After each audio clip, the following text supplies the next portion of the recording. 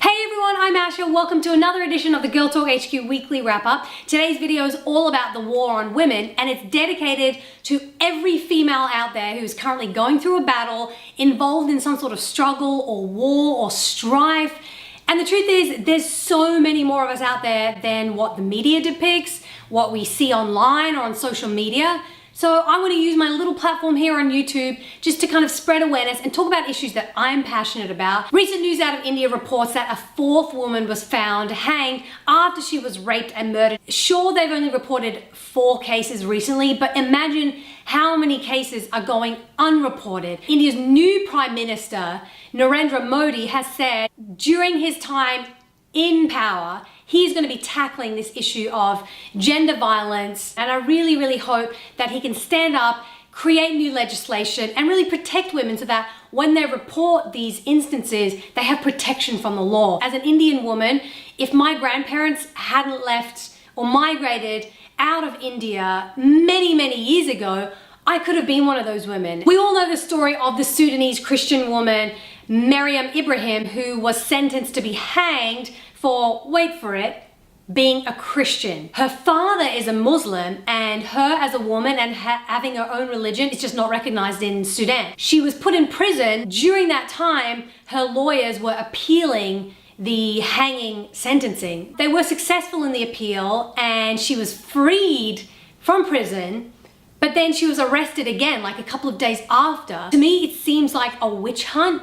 It's like this country is so adamant and determined to oppress this woman's right to have free speech, to believe in whatever religion she wants, and they want to punish her for it. Now, if that was a man in her situation, choosing to be a Christian or any other religion apart from being a Muslim, would he be sentenced to be hung?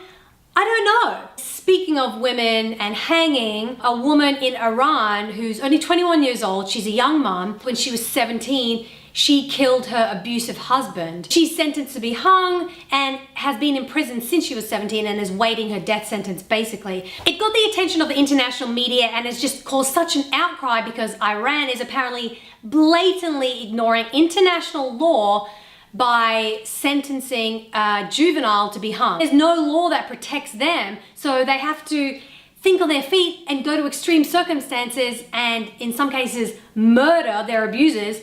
And who gets punished? They do.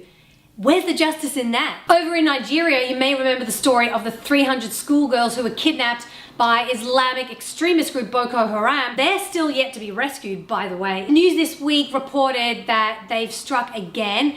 They've kidnapped 91 more people, so that's 60 women and 31 young boys. I'm not sure what the Nigerian government is doing, or whether the US or other governments are going to step in and help, even though they've said that they would, but clearly nothing has happened yet because they just decided to strike again. Closer to home in the US this week, a report stated between the years of 2005 and 2013, out of 144 female prison inmates who were sterilized, nearly a third of those were sterilized without their consent. Doctors forged documents to sterilize them illegally. How can stuff like this happen for so long? That's a criminal offense. They should be in jail. Meanwhile, any of those women who had planned on having kids in the future, well, too bad, they can't because they had that right taken away from them. Another story which really pissed me off this week was the report of a young Mormon woman. Her name's Kate Kelly. She has just been excommunicated by the Mormon church. Now, she's a very devout Mormon. She's been in the church her whole life,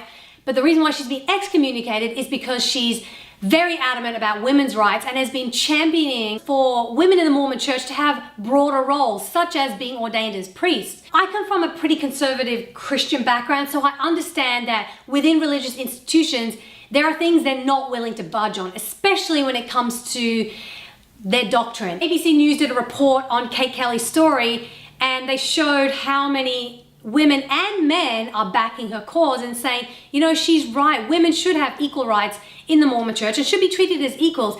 But basically, Kate was saying that she feels she's being punished because she's just questioning things and challenging the laws that are out there. And I feel like she brought a very interesting point up. All these women that I've just mentioned and all the women around the world whose stories sadly never get documented, it's the fact that they're standing up, they're using their voices, they're questioning and challenging the patriarchy and any authorities that are out there oppressing them, and they're being punished for that. But it's not all bad news. There have been some good news reports that have really caught my attention. The FBI and federal police all around America joined forces for the largest ever crackdown on child prostitution. It's only their 8th operation of its type, and it's called Operation Cross Country. They arrested over 200 pimps who are now in jail, and they rescued about 168 child prostitutes. This is a really, really awesome story.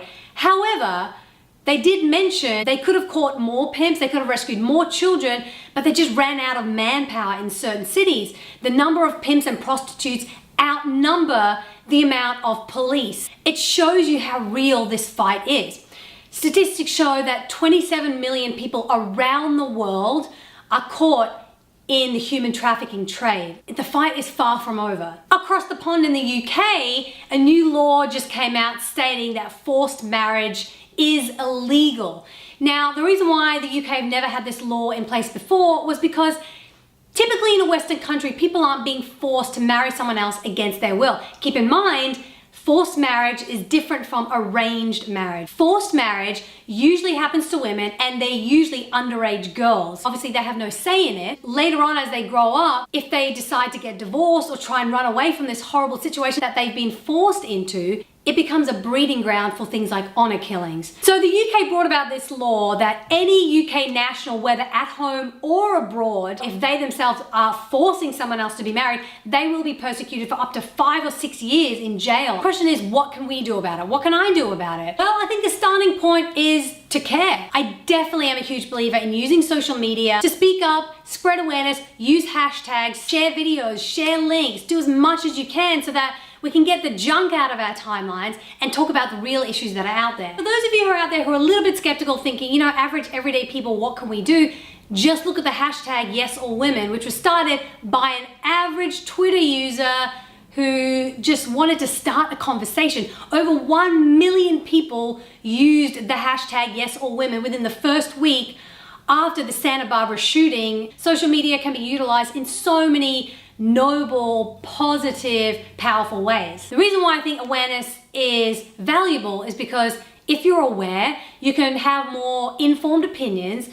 Having more informed opinions means that you can contribute to maybe some sort of public forum or a conversation in more depth, and you could possibly be the catalyst of change in a situation where it is needed. The war on women is very real because we're literally actively fighting against a system that has kept us down for so long, fighting against a patriarchy that is unwilling to give us the same amount of space and the same amount of voice that they've had for so long. If you're interested in finding more resources, and if you want to find a place where you can become aware of more of these stories that are happening in the world, please check out my blog, girltalkhq.com, because I'm so dedicated to sharing positive, inspiring, informative, and empowering stories. Join the conversation because it's not just about me, it's about all of us. So subscribe to this channel, check out girltalkhq.com, and I'll see you next time.